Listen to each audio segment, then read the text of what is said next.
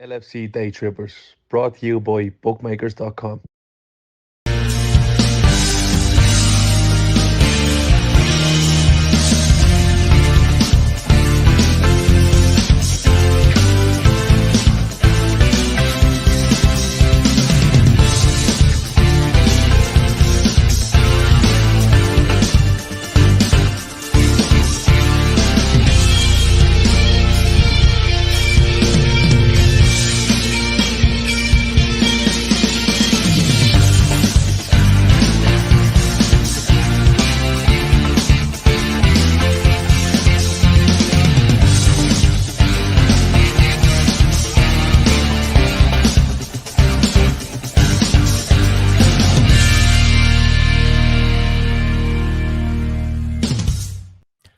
Hello, good evening, and welcome to the LFC Daytrippers. It's Thursday night, which means it is the viewer's voice. Our show tonight is brought to you, of course, by bookmakers.com.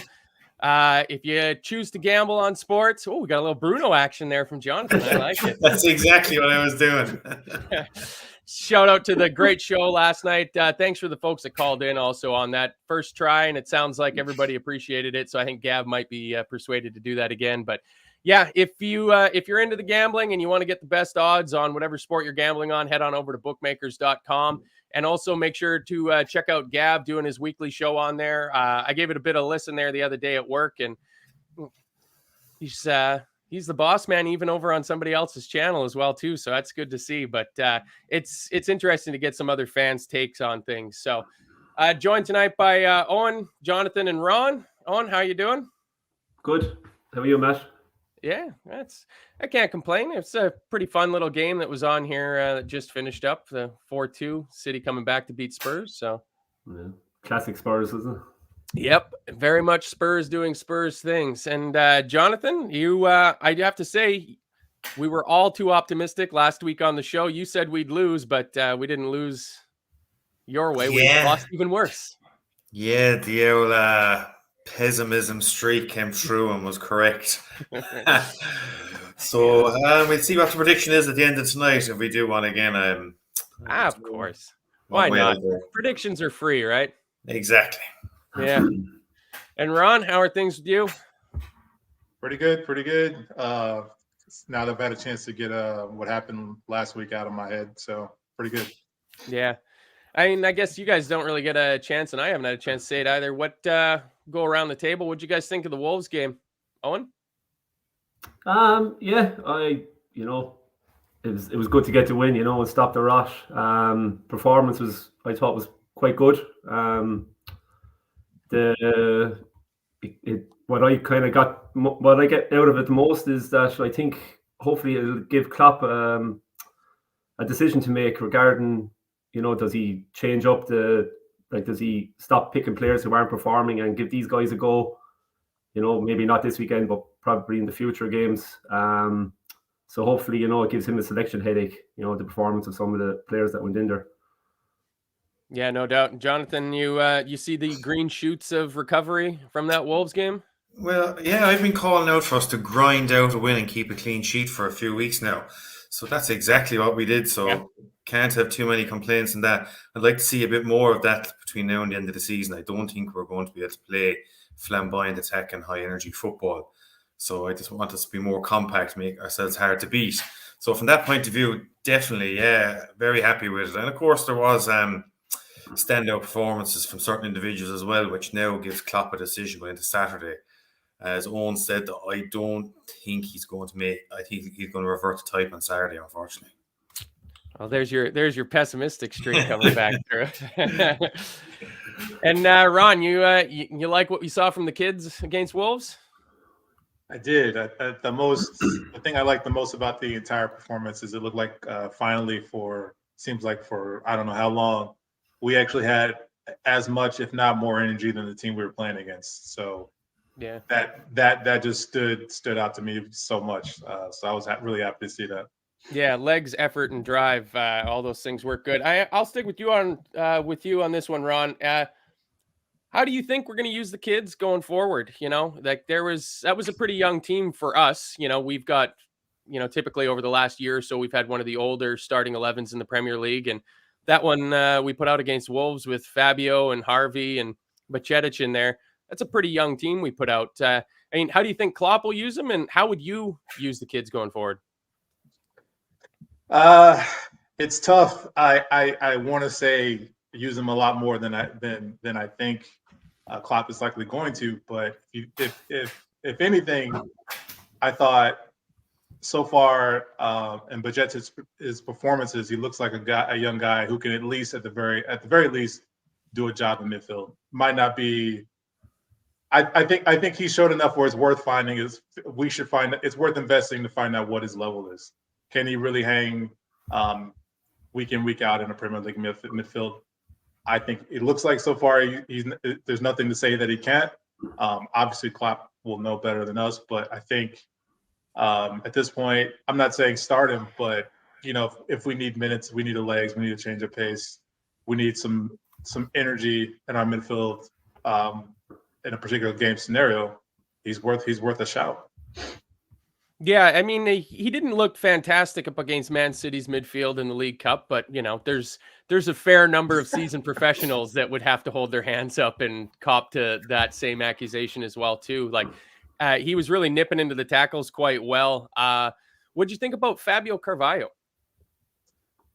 I think for me, I think the talent is there. I do feel like he's a bit light. I think against better defenders and even average defenders, it's just his speed of thought is there, his technical ability is there, but I think the physicality is just a little too far off for him to be a regular. But in terms of getting minutes, sure. I think I'm not quite sure exactly what it provides. I know what he does. He does provide a bit of how do you say, just a little bit of almost not chaos, because it's not in the sense of like what Nunez does, but it's chaos in the sense of you don't quite know exactly what he's going to do out there on the wing yet. But I mean, it's a very good start. I mean, I don't slight the guy at all. I think he's perfect for where he's at. But in terms of being able to rely on regularly, I think he's not quite there yet. Yeah. What about you, Eoin? How would you, if you were in charge of the team, how would you employ these kids? If we just presume that we're not going to get any other bodies through the door in the January transfer window to get us to the end of the season, how would you like to see these kids used? I guess, like I suppose most fans, Doak is he's a real exciting kind of prospect. I don't see him, getting any starts or anything between now and the end of the season. Like he could possibly start in the next round of the cup, depending on how serious Klopp takes it against Brighton. But he's definitely a guy who you could maybe put in for 10 or 15 minutes at the end of a tight match, to try and maybe make something happen. He looks kind of a fearless kind of player, plenty of skill, pace, directness. He's good on the ball. I don't really know what Klopp's plans are for him. We've seen him a bit. We've seen him play a bit lately. He's shown kind of glimpses of what he's about. I don't know. I think maybe a couple of sub appearances between now and the end of the season. I think Klopp's going to be kind of patient with him, and he's not going to throw him in the deep end straight away, especially in Salah's position as well. Bajcetic, I think possibly the same. I don't see him starting too many games between now and the end of the season either. He looked very impressive against Wolves. I think what he gave us was exactly what we needed at this time of the season, where going from the last few results as well. He basically just sat in the middle of the field and gave us protection. He protected the back four, and he allowed Thiago then and Keita then to do kind of get forward and kind of do most of the running around him and all that. But he just did everything so simply and just gave us that protection that we've been missing all season, basically. The signs are good for him, I think. I know, look, there's a small kind of sample there from him. I know he's played very little minutes, especially in the Premier League. I think he's got like a half an hour or something like that so far. But look, he looked very confident on the ball. He was progressing to play forward, and if he couldn't get it forward, he kept it simple and went sideways or backwards. He wasn't afraid to tackle. You know, he broke up a lot of their play. He was up against Moutinho and what's the other Portuguese guy midfield? Neves. Ruben Neves. Yeah, so you know, it's two very good experienced players he was up against, and he did a really good job against in that area. So yeah, look, I don't know, between the both of them, I'd say there'd be limited minutes between them, in my opinion. Anyway, I see kind of cause for Bajcetic to go straight in on Saturday, but I don't see that happening at all. I can see Fabinho going back in there with Thiago and Keita, but as for Carvalho, I think more the same. I think, look, like what he gave us most, I think the other against Wolves was he pressed pretty well. You know, he had the energy and the legs to be able to do that, and he was able to cut out and he kind of the passing lanes from the back for Wolves as well by getting into good positions there. You know, he's young, he had the energy, he had the legs, something we've been kind of lacking as well in that area of the pitch. You know, teams have found it very easily to pass out from the back against us lately. So overall, I think, as I said already on all three, I think it could be very limited minutes again. We'll probably see the three of them again and against Brighton, possibly. That's probably the next time we'll see all three of them. Yeah, probably won't see them all playing, you know, at the same time together, because that's asking for a lot out of the kids. But that's a really good point on Carvalho in terms of his pressing, because like it's to know the triggers and to know where you got to be and where you got to stand. It shows a pretty good footballing brain on him for a young man to be able to pick that up pretty quickly, because that has been such a problem with our, you know, senior veteran players of just leaving these massive gaps open in there. Now, Jonathon, it comes to you. And I mean, there's one kid that somebody in the chat said he doesn't really count because he's featured in every one of our games. But I mean, Harvey Elliott is still a kid. And I thought he was excellent against Wolves. I thought that was one of his better games he's played for us. Yeah, he was probably playing the position that suited him more so. I know he kept in the last 15, 20 minutes, he dropped back into midfield, but for most of the game, he's playing as a wide forward. To me, he's not a midfielder. That's not his fault. Did you like him in the second half when he moved to left center mid? Because I thought he looked good over there with Joe. I thought he did okay, but for me, long term, well, I'm not even worried about long term, or short term, medium term. He's not a midfielder. He just doesn't have the attributes for it, or the defensive mindset to play midfield. I much prefer him as a wide forward. Kind of at least release him from a certain amount of defensive duties. I'm just looking at Jono's comment there, and those comments really worry me. Play Bajcetic, what have we got to lose? I remember years ago when we were really poor, and I remember saying these things, play the young fellas, what have we got to lose? And I remember Man United fans the last few years meeting them saying, play the young fellas, what have we got to lose? It's a sure sign that the team is not going well. When people start saying, play the young fellas, we've nothing to lose. We've lots to lose. We're fighting for top four football. We've got a lot. I just wouldn't invest too much in the young lads at the minute. Yes, Bajcetic did well the other night, but he was gone on 65, 70 minutes. He had cramp. And I had a little bit of a debate with Gav on Twitter the other day, and Gav says, look, he'll be fine. He'll 3 or 4 days rest. He'll be okay. It's not about the rest. It's at that age, the ability to play consistency at a high level is rare in a young player. So my worry would be that Bajcetic will find it very hard to get back up to that level again in a short space of time. Nothing to do with fatigue, just in terms of mentally, can he do it again? Can he go and play 70, 80 minutes at a high level again? I'd worry about that. I don't want the young fellas to get burnt in this season. We're struggling, yes, and some of our senior players are struggling, but it's unfair on young players to be thrown in and then be expected to carry the team. I think there's cup games there, the FA Cup is still there, and there will be times where maybe we can play one, and as Eoin alluded to, I'd like to see Ben Doak come off the bench and get 15, 20 minutes cameos, but don't invest too much in these young lads. Don't expect them to carry the team. I would play Bajcetic Saturday. I have a controversial midfield. I play Keita and Thiago in a double pivot, and I play Jones ahead of him. I would then play Elliott wide right, Nunes through them, or Elliott, Nunes, and Salah. So yeah, I wouldn't play Bajcetic. I just don't think he'd be able to go again and play to a high level.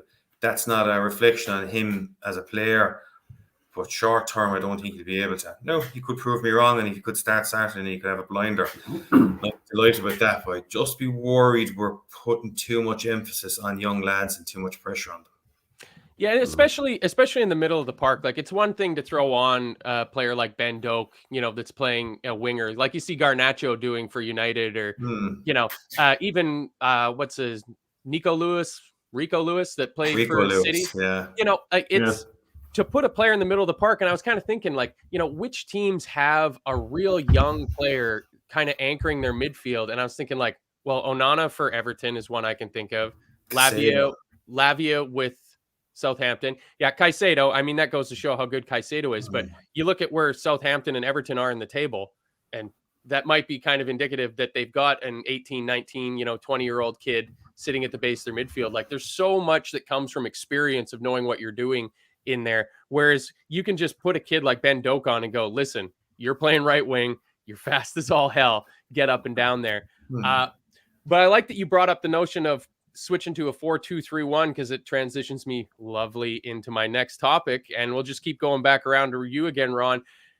It's the Cody Gakpo conundrum. Now, I know it's early doors. I don't think any reasonable Liverpool fan is making any definitive proclamations about, whether or not he's going to be a success at the team, but we've seen him out on the left. Now we've seen him for a couple games down through the middle, and he hasn't really pulled up any trees.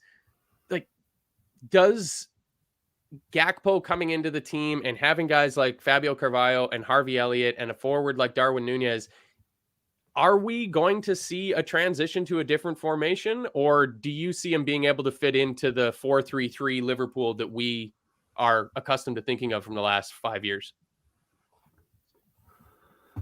The short answer is I do think he can fit in the 4-3-3, but I just don't think he fits in the 4-3-3 at the top of the pecking order. Obviously, you'd want Darwin Nunez or Mo Salah in the middle of the three, but I think if Gakpo is going to be there, that the middle is probably his best shot, because he's what we need on the outside of that front three is pace. I don't think he has enough of that. Not saying he's not good enough in terms of technical ability wise, but pace wise, I just don't think he has it. Does that mean we necessitate a new formation? Possibly. I think my biggest worry with Gakpo is not him per se at this point. I think it's just, will we be playing him to his strengths? Because we have a tendency to not play people where they're strongest sometimes, to make do with necessities from injury and other lineup problems. So that would be my biggest concern with them. Do I think we should switch to the 4-2-3-1? I would have to agree with Owen. I think having Thiago sitting in a double pivot is probably something we should explore in the near term, until we've got a better idea of just what we're going to do in terms of a future move for the midfield, because unless we're bringing somebody in to give us the legs, we've got to figure out the best way to keep our midfield sort of solid and keep them pushed back as much as we can. So, yeah, and Owen, obviously, when we're fully fit and we've got a full complement of players, this might not be too much of an issue, because he'll probably be 5th, 6th pecking order. But until we get those bodies back, and we're going to touch on that later, he's going to get minutes and he's going to play. Like, you got thoughts on where we're going to use him? Because again, like, it's starting to add up. We're starting to have a number of players that, just for me at least, don't jive in. Like, I love Harvey Elliott. I think Harvey Elliott's going to have a great career with Liverpool. But I also kind of agree with Jonathon that it's kind of hard to see him right now as that right-sided 8 in our 4-3-3. Now, it's possible that Klopp molds him into that, does a Gini Wijnaldum and takes a player and switches his positions a little bit. The same could be said for Gakpo. I mean, Aaron Telvari here says Gakpo needs to drop to midfielder. He's not a starter in the front three. Getting some head shakes there. No, we're not liking that one. Another don't- slow I don't know. midfielder, no thanks. He's got Yeah, height I though. don't- I mean, that ticks Gav's box. You know, he's 6'4", so he's tall. Yeah, we're playing Yeah. basketball. 6'4" is short for basketball. Is it? Yes. Yeah. There's my knowledge of basketball. No, I don't agree with that comment about dropping him to midfield. I just don't. I think that could actually make us worse in there, if that's even possible. I don't think But it is. no, but look, I don't know. I don't think he has the defensive capabilities to play in there for what we need at the moment, or the legs for what we need. If we stick to a 4-3-3, as you said, Matt, he's definitely going to get minutes. He's probably most likely to play on the left side of the front three.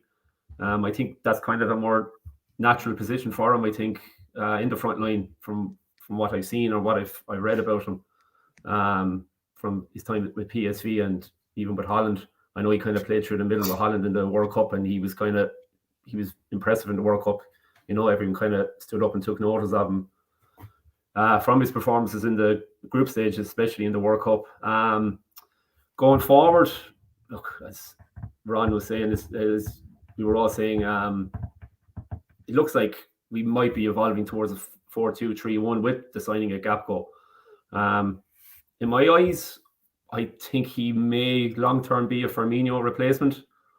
I looked at an article that was wrote about him from his time with PSV. His pressing stats weren't very good, but we all know what Klopp can do to a player to get him to press and work hard. So I think he may potentially play in a 10 behind Darwin Núñez in a 4-2 kind of 3-1 going forward. Look, it's impossible to predict what Klopp is going to do with the team. He could very well stick to 4-3-3 next season if we do sign two kind of number 8 midfielders, or he might just stick with it and go play Luis Diaz, Salah, and Darwin Núñez as a front three. So in my mind, I'm thinking that he's kind of a number 10 kind of player.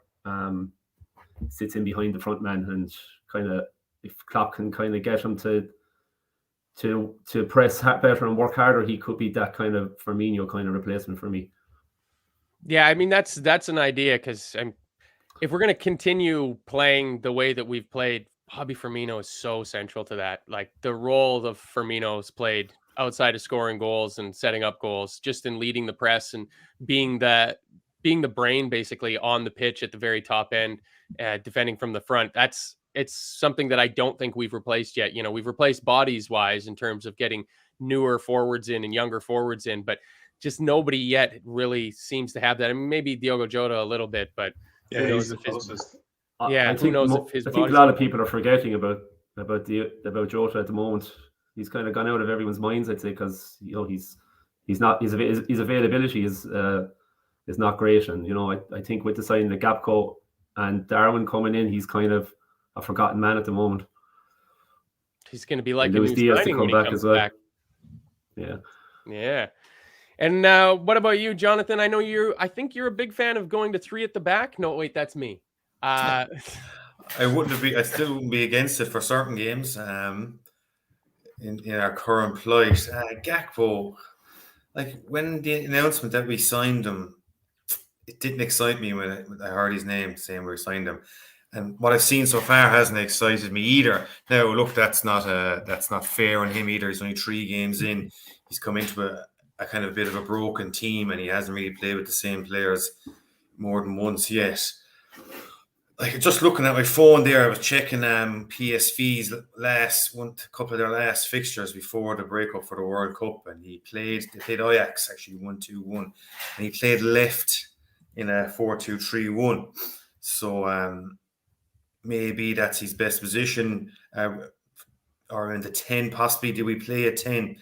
See, everyone keeps going on about the 4-2-3-1, and it was all the rage in the summer. Everyone was saying, "Oh, Klopp's definitely changed to a 4-2-3-1," but he still hasn't. He's how many years is he here now, and he hasn't gone to a 4-2-3-1. Is he going to go to a 4-2-3-1? It looks like the personnel we have would more suit that, but he still hasn't gone for it. So I don't know, is he ever going to go for that formation? Gakpo, look, Kev is right saying he's probably going to be 5th or 6th choice forward. And give us depth. Right now, I'm not seeing anything to excite me, but as I said, that's fairly unfair because it's 3 games in. What does worry me again, he's another player who doesn't have pace. A real slow team at the minute. They really lack pace. If you look across the squad, we've only got 3 or 4 players with genuine pace. You're probably looking at Diaz, Nunes, Mo, yeah. Can't think Doak. of too many more with genuine pace. So he's another player in the mold of Elliott and Carvalho that are an attacking player without genuine pace, and that does worry me. But where he's future lies in the team, I don't know. I did listen to a podcast before he signed, and it was a Dutch correspondent on it, and they said his pressing and defensive work wasn't great, as Owen alluded to also. So that'll have to be worked on. Right now, look, he needs to start contributing fairly quickly because we're low enough on forwards, and he needs to hit the ground running. Where he ends up playing, I really, really don't know. Is he going to be molded into a false 9? Is he going to be a 10 in a 4-2-3-1 if we change that formation? Or is he going to be left in a 4-3-3 as a backup to Diaz? We'll probably see more in the next few games. Like, it's very small sample size, and I didn't see a whole pile of the Dutch in the World Cup either. So I'm not going to be here banging the drum saying he had an impressive World Cup, and I didn't see much of them. I thought he was good. I watched all the Dutch games. I thought he was one of their standout players in the World Cup. He looked good. I actually don't think I saw any Dutch game. No, you didn't miss much. Free kick. I mean, you missed out watching the watch along of Emmett, Kevin, Chris absolutely losing their minds when Virgil went over and flattened Paredes. That was maybe the highlight of the tournament. It was at a wedding that day in a venue with no television, so totally snookered. But yeah, Gakpo, we'll have to see more. Look, I'm not going to write the chap off at all, but right now he's not exciting me, and I don't know where he's going to play. Is it possible, like, given how ridiculously inflated transfer values are, like 37 million rising to 42 or 44 or something like that, like in 2-3 years, if he's still, 4th choice forward or, flitting in and out of the 3 in a 4-2-3-1, like that could be seen as pretty good money being spent in terms of just a squad rotation option. That's the sort of price point that people are saying we should be looking at midfielders in that price point range. Yeah, but and unless he's totally an absolute total flop, I'd say he'll hold his value as well. So in 3 to 4 years' time, you'll probably get back. Gakpo doesn't have pace, but he's explosive. I haven't seen that explosiveness yet. He's hiding it well. The name Groenewald sounds kind of Dutch, so it might just be defending one of his own. So I can understand that. I can agree to a degree from what I've seen in the World Cup with Byron's comment there about his movement. I saw the 3 group games for the Netherlands, and he didn't do so much against Argentina, but in those 3 group games, his movement was very, very clever. It was quite good. He was drifting from left to the inside and back out, and the space and positions he picked up for his 3 goals were, the signs were there that there's a good player there, from those. I know it's only 3 games and maybe the opposition wasn't the best, but I think he's probably his main strength to us at the moment or going forward is his versatility. He could probably play in a number of roles across that front 3, or even if, as we said already, will we play a number 10? He could probably do a good job there as well. So look, remains to be seen. We were saying with the kids, it's only a small sample size we've seen of him. Unless somebody follows the Dutch football who can tell us more about him, we don't really have much. Well, personally, I don't really have much of an idea about him as such. I haven't seen much of him apart from those World Cup games. So. No, and players coming out of the Dutch league haven't done well in Europe the last few years. There hasn't been too many successful Dutch Eredivisie players the last few years. Even that great Ajax team, well, we call it a great team. It got to a Champions League semi-final. Not too many of them have done well since they've left either. Yeah. Look, it's 3 games in, so it's. Well, like I said, yeah, we're definitely not passing judgment on him here. You know, this isn't a rival fan podcast where you're lambasting and, you know, putting up YouTube compilations of misses in preseason games or anything silly like that. It's just he's a guy. Sorry, he's a guy we've obviously tracked for a while as well. We made a move early in January because, you know, like this we thought summer clubs would come in and take him, so we moved earlier than we probably were only going to buy him in the summer. Well, with the injuries in the forward line, we probably were forced. Our hand was kind of forced a little bit as well there. But, you know, the price tag is very, very good, as you were saying. For a guy who did perform well in the World Cup, usually that inflates a player's price. It could double a player's value when they're not worth anything close to it. But, you know, it looks like it could be a good deal for us, I think, going forward, hopefully, anyway. Yeah. And in terms of where to fit him in, I'm going to bring this right around to my final topic. And this one, I'm kind of excited to talk about it because haven't really thought about a couple of these guys. So, Ron, we got a few big name players for us, you know, first teamers that have been out for a long time, out for a few more weeks in a couple of their cases. Talking Virgil van Dijk, Bobby Firmino, Luis Diaz, Diogo Jota, Arthur Melo. Who that was a joke. I'm sorry, Arthur who? Yeah, that was a joke. After Christmas. Who excites you the most out of those guys when you think about them coming back into the team? Like, who do you think is going to have the biggest impact on us in the second half of this season? I'm a huge Bobby fan, but for me, I think the guy who I'm excited the most to have back is Diaz. I think even though, you know, his goal contribution wasn't that high, I just think the way he was able to stress the pitch and keep the opposition pinned in their half just with the tenacity and the bite that he brings up front.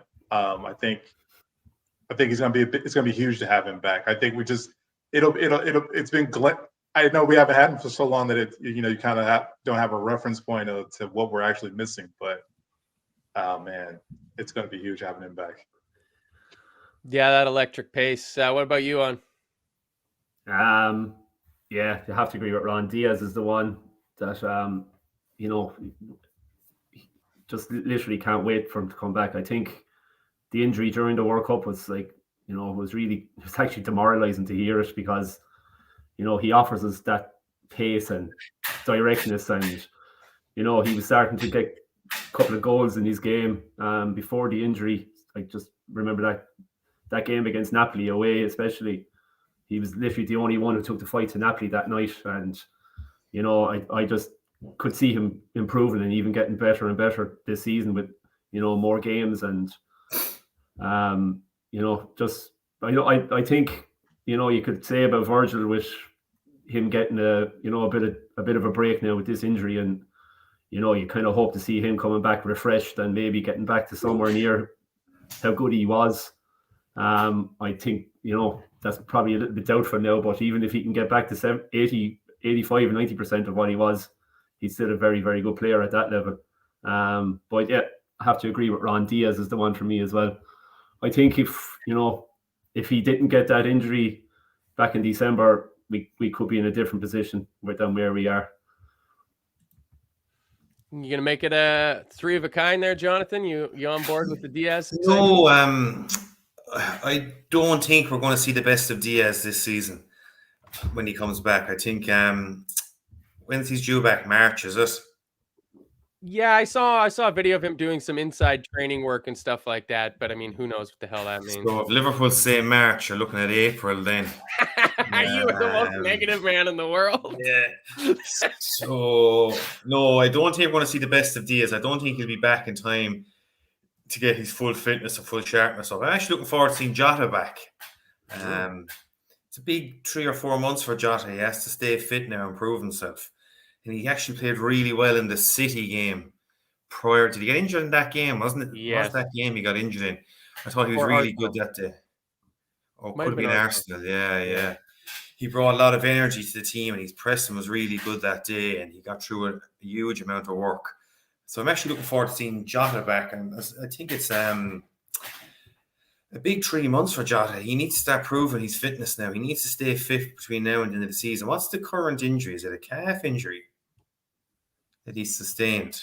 Yeah, I think that's what it was. Yeah. Was it a hamstring? He had a hamstring in the summer and then his calf after he came back? Because it wasn't the same. It wasn't a recurrence, No, was it? This I injury? think it's the it was calf like injury. a Yeah, calf strain. it was against It's a Man long City. time to be out with a calf it was an injury time of that game, wasn't it? Yeah. Was it injury time? Yeah. Yeah, because I remember when I was watching the game and he, as you were saying, he worked his socks off in that game. He really put in a shift.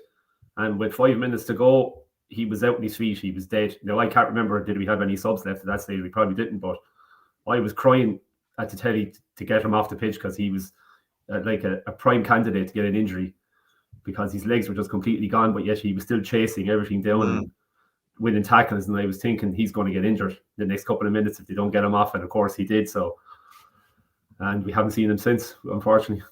Yeah, so I'm looking forward to Jota coming back. I actually like the idea of a Jota, Nunes, Salah forward line. I think there's a nice little.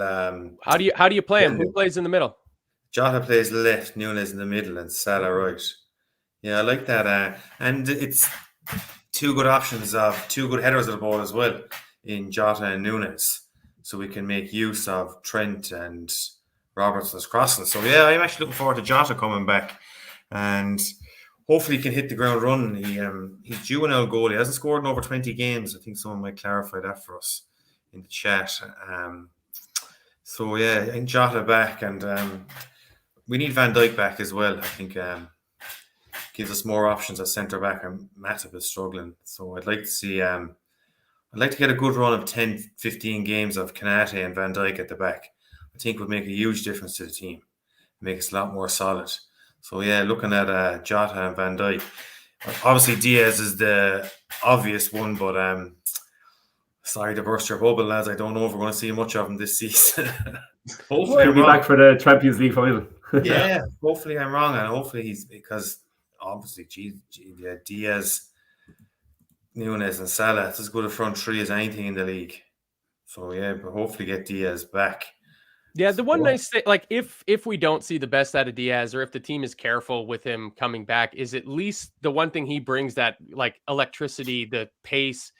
We do kind of get some of that with Darwin Núñez. So like Super Dizzle 84 says, I think Jota middle, Núñez, Salah either side, and you still kind of get that same sort of threat out of Luis Diaz. I mean, different types of players, obviously, but like Diogo Jota just offers something very different to our front line. Like I said, kind of the closest to Bobby Firmino that we have, where he doesn't seem to be blessed with, like, he's not a 99 in any one of the statistical categories, but it seems like his overall score is just that much higher. I think he would appreciate that with him being a big FIFA guy. But I just want to point out how mental it is that we are all here as Liverpool fans and nobody's saying unanimously that it's Virgil van Dijk that has to come back. And to me, that just goes to the drop off that there's been in his form this year.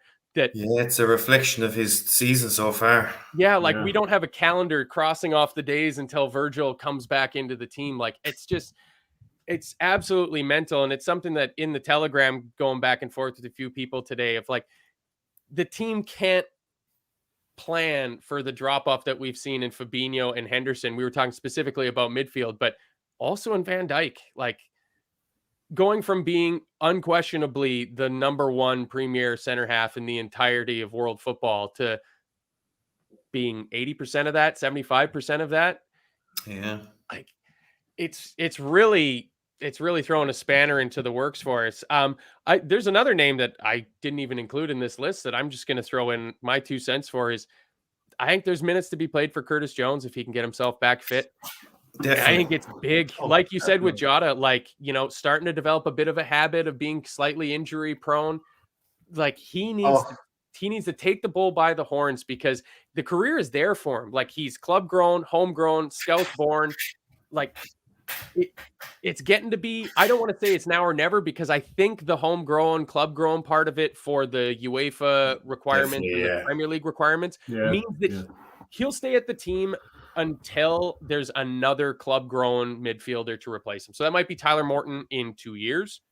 It might be another midfielder that we haven't even heard, Bobby Clark in 3 years or something like that. But like, it seems like we've been crying, like this could have been his season. I really thought he was going to have a good season this year, and he's just been completely missing for us through injuries. Let's have it straight. his injury has to be one of the most worst time things I've seen in a long time. Yeah. I mean, you have a midfield that's crying out for some young legs with some pace, a little bit of guile, good bit of technical ability, and to be frank, some pride. And he's capable of all of that. And it just, for him to be injured in this period, that's really. Yeah. In terms of horrible unfortunate timing for me, it's up there with Joe Gomez getting a long-term injury right after Virgil van Dijk. We were like, all right, Virgil's gone down, but we've still got Joe and he can step up. And then Joe goes down too. And it's like, shit, the whole year's right off. Yeah, man. That's two terrible ones.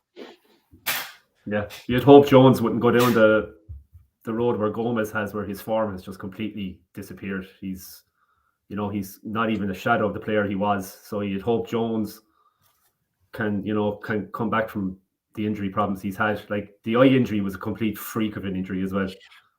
How many times has that happened to anyone in their whole life? Well, Bobby Firmino. Well, yeah, that's true as well. So yeah, we've a habit of players getting eye injuries like that, I suppose. Yeah. But yeah, look, he I know, I think I seen an interview he did there last week or the week before. He himself knows what he has to do and what he expects of himself now going forward. He said he has to put all these injuries behind him and start contributing to the team and staying fit. So he has, looking at that, his attitude is good, and he wants to be able to be playing at the top level for Liverpool and regularly as well, so helping the team. And obviously Klopp rates him. He never sent him out on loan or anything like that. So yeah, that's a good point. I just don't want him to kind of turn into another kind of a Adam Lallana kind of figure, similar kind of player, similar kind of skill and guile, maybe has a little bit more about him than Lallana did at his time for Liverpool, hopefully. But if he keeps getting injuries like that, that's the kind of road he's going to go down. That's the way the fans are going to think of him. I'm not going to lie. I would take a Klopp's first season Adam Lallana out of Curtis Jones for this midfield right now, or even the Adam Lallana that we played on last Saturday. Last Saturday, yeah. I actually have a good bit of faith in Jones. None of the injuries have been big injuries, so they shouldn't really impact him physically. He hasn't had any major injury. If you look at Fergie's great United team, he had Phil Neville, Darren Fletcher, G. Park Sung. Fellas good squad players, when they were called upon, could do a job. I have no doubt Jones can fulfill that role, and he's got a lot more ability than some of those fellas I mentioned. And you'd think he'd have some loyalty too, like being Liverpool through and through. I might be able to go and be a first team, regular at a Crystal Palace or a Fulham, or I can stay on the bench and, I'm in Liverpool and I'm absolutely adored by this team. So, yeah, I think he's going to get time. I'd start him Saturday and just try to get an hour out of him of high energy, high intensity, and then pull him on 60. I have no issue with him playing either in midfield or left side of the attack. I think Jones has a lot to offer to this squad, even more than the obvious homegrown quote. I think he's a lot more than that. So hopefully he can stay fit and start to progress and improve. And he's 6 foot too, so that is very helpful for our midfield. It's not a bad idea.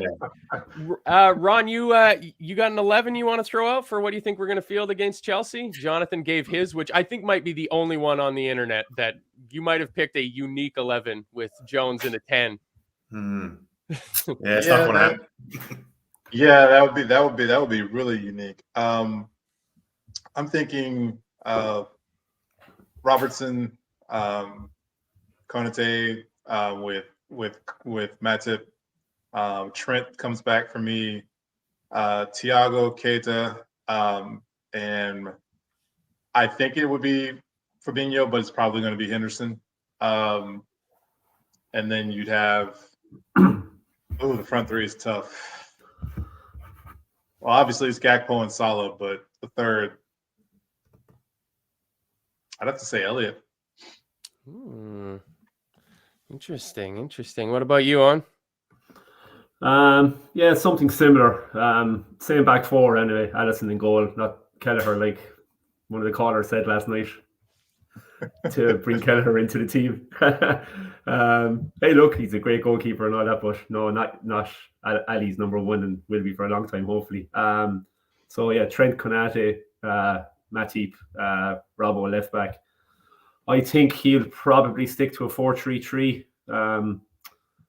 I think Fabinho and Henderson last week against Brighton just completely destroyed. So I hope the two of those aren't used again. So I would say it'll be Keita, Thiago. Keita's probably earned his place in the team as much as fans have probably turned on him out this season for, the injuries again, and he's in the last year of his contract, and a lot of people are hoping he's gone in the summer. But he offers us legs and energy in midfield, so I think we need him in there. Fabinho probably starts in the 6 with Thiago on the left. Is Darwin? Is he back? Is he fit? He should be, I think. I think providing he's fit, I can see him starting through the middle with Gakpo on the left and Salah on the right. I'm kind of hoping that Keita will kind of will get an improvement out of Fabinho with Keita beside him. He can, help him out with energy and, his legs in midfield. Fabinho is kind of... It's some nightmare when he came on the other night, Fabinho. Yeah, he didn't do himself any favours the other night, even when he came on. But between him and Henderson now at the moment, I think I'd rather have Fabinho in there. Henderson seems to be on the decline big time. The way Milner played the other night, I'd have Milner ahead of Henderson at this stage. He's got a bit of fight in him, and he's got aggression and all that kind of thing, and you can rely on him. He'll give you 100%. I think Henderson's our last choice midfielder at the moment. Being honest, in my view, as Jonathon was saying about Jones, he'd play Jones. I'd have no problem Jones coming off the bench. I'd have no problem him starting either, but I don't think he'd start this game. If there's a choice between, as I said, Milner and Henderson, I'd be picking Milner at the moment all day. But yeah, hopefully we can get some sort of improvement out of Fabinho with Keita and Thiago either side of him. And if Núñez is fit, I think he goes back into the team with Gakpo on the left and Salah on the right. It's wild the state that the team is in, that we're hearing things, and it's reasonable. You're getting agreement saying, like, I think we need to start Milner in a game against Chelsea. At the start of the season, that would have been pitchforks out and torches sort of thing.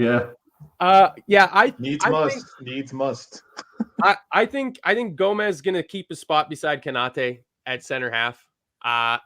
Chelsea don't seem to have a huge aerial presence to me, and Gomez has good recovery pace. If we got to have to worry about anything, it's going to be the speed on the counterattack from Chelsea, it seems like. Obviously, Alisson, Robbo, and Trent in beside them. I would love to say Bajcetic plays, but it seems too much for him. So I think Fabinho sits in the middle, Thiago and Keita. I think Henderson is going to miss out. And I think if Darwin is fit to play, I think Darwin plays down the left, Mo through the middle, and Elliott on the right. And I think Klopp gives them the same sort of instruction he gave them against Wolves, where I think at least that our wingers were under instruction to drop back into midfield much further than they normally would. Because there were times where Elliott looked like he was lining up in a midfield where it was like, do we have 4 midfielders, 5 midfielders? What's going on here? Same with Carvalho on the left. So Darwin, you can do that because he's got the express space that he can come back and try to help out with Robertson and Thiago on the left side of the midfield. And then when he needs to go, he can just put the afterburners on. And then you put Mo through the middle. You hear people saying he's our best goal scorer. Get him closer to goal because he's been poor this year. Like, regardless of his return, I mean, it shows just how spoiled we've been with the output from Mohamed Salah, that he's our top scorer. What does he have, 17 and 29 or something like that? And I think pretty much all of us to a man would say, like, no, he's had a pretty poor year.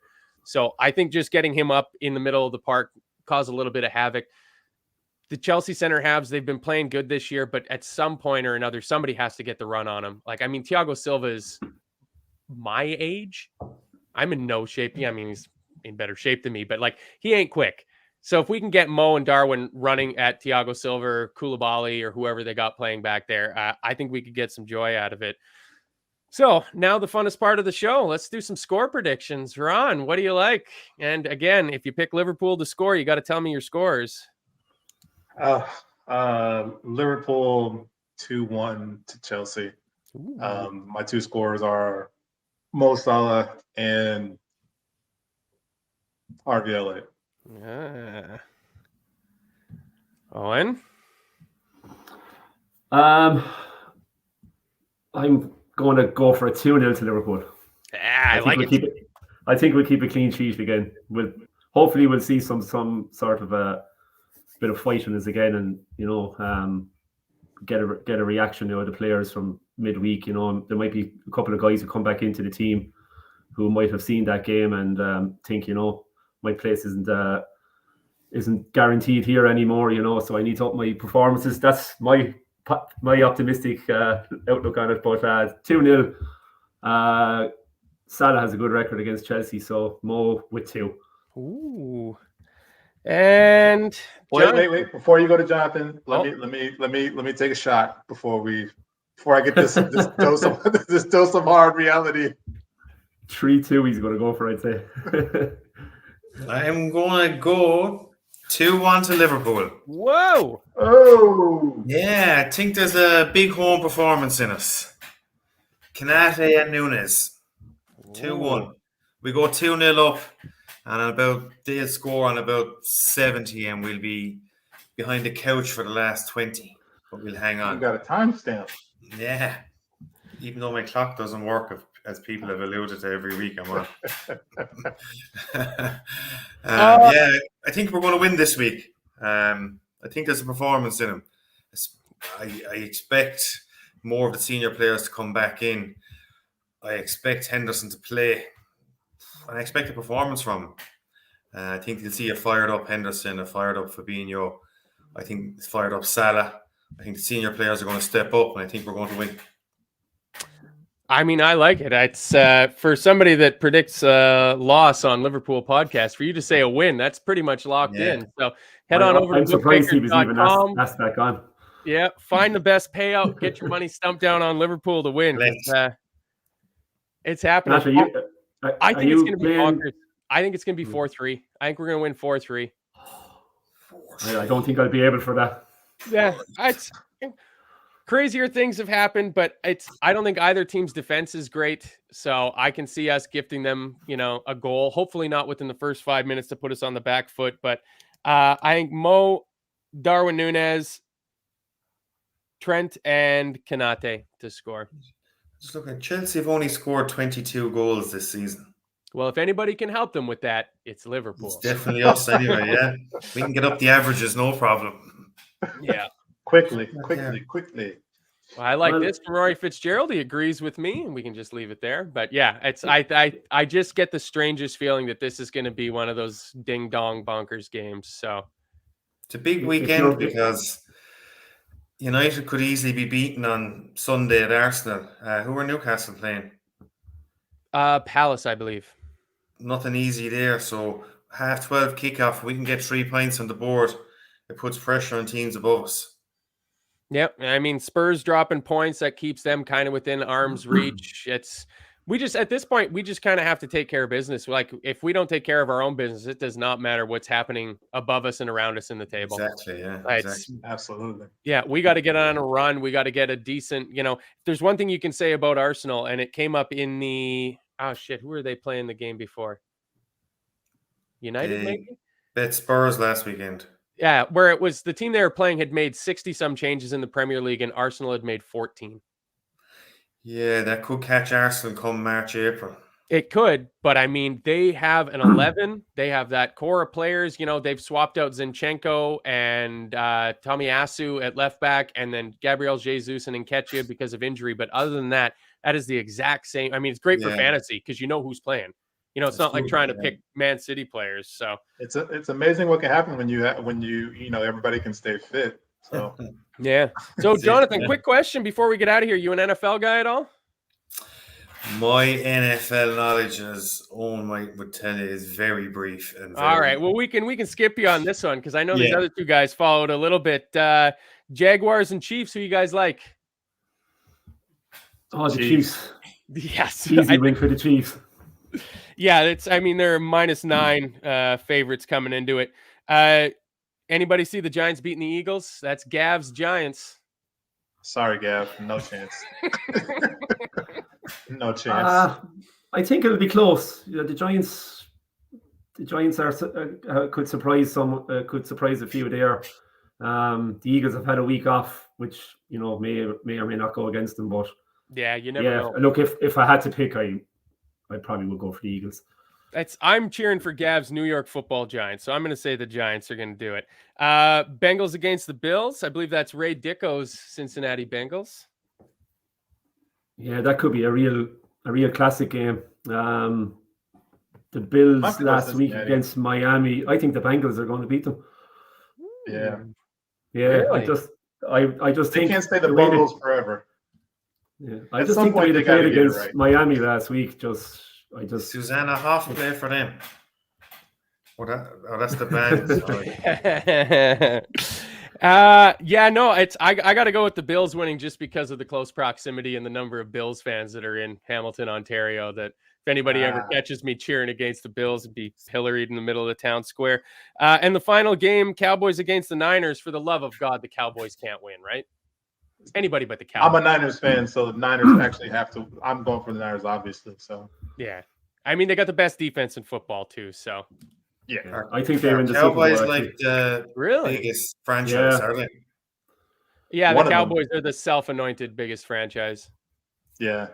To hell with the Cowboys. They're the Man United of the NFL. So anybody that cheers for the Cowboys has got to screw. Similar owner type of setup too, where he's just god awful as an owner. He's crazy. He's a crazy man. Complete other bad shit crazy. Yeah. All right. Keep his hands off young ladies. Just before we get out of here, just do a little bit of housekeeping. Again, the show's sponsored by bookmakers.com. So if you're into the sports gambling, you want to head on over, check it out. But again, another weekend comes up, another time to set your FPL lineup. So if you want to go check out some stats and comparisons for the game weeks coming up ahead, head on over to there. And again, follow Gav on. He's on once a week with a Spurs fan, a United fan, trying to keep it positive from a Liverpool perspective. And of course, the link to our charity drive you'll find in the show description and on all the social medias for the LFC Daytrippers. There's now up to 12 women that are going to be running the Dublin Marathon, raising money for breast cancer research, and we are doing our little bit to help them out. So if you guys can donate, throw some money in there to help them get to their goal. If not, share it along in your social medias. Gav's got posters you can print out if you want to hang them up around your workplace or staple them to power poles in the neighborhood. Whatever we can do to get them there. I have faith that this community, I mean, we always have every one of these charity drives that Gav set up, they end up hitting their goals in the end, regardless of how big it is. So we're definitely going to get there, but let's make sure it gets done nice and quick. So, Ron, anything before we get out of here? No, good chat. Looking forward to this weekend and seeing you guys again soon. Yeah, absolutely. And Eoin, first time I've seen you in a while. Good having you on. Thanks for having me on. Yeah, enjoyed it. Good chat. Let's just hope that, as in previous times, that a loss at 12:30 on a Saturday doesn't ruin the whole weekend. It usually does. So, well, fuck it. Hopefully not, because I'm on with Kev doing the post-match, the full-time Reds. So please, you need a win. Let us get a win. They've been tough lately. Yeah, that's that Brighton one. That was hard sledding. And Jonathon, you're obviously in good nick. I can't believe you picked us to win, given our form.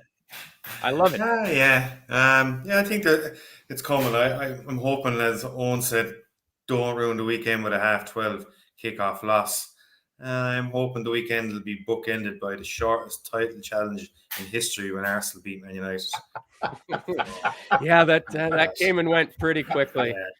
Now, just my final suggestion before we get out of here: the music world lost an absolute titan tonight in David Crosby of Crosby, Stills, Nash & Young, Crosby, Stills, Nash fame. So I think everybody should get onto your music streaming service and get a little Crosby, Stills, Nash & Young going in your life, and because that's a big one. These old guys, I'm an old rock guy, and they're all going to start dying in quick succession. So I'm hoping that this isn't the first crack in the dam and they're all just going to start dying on us now. But thanks everybody for joining us. Please hit the like button on your way out. I haven't been badgering you about it the whole show, but the least you can do is hit the like button. The show's all free and everything like that. So we'll see you guys next Thursday.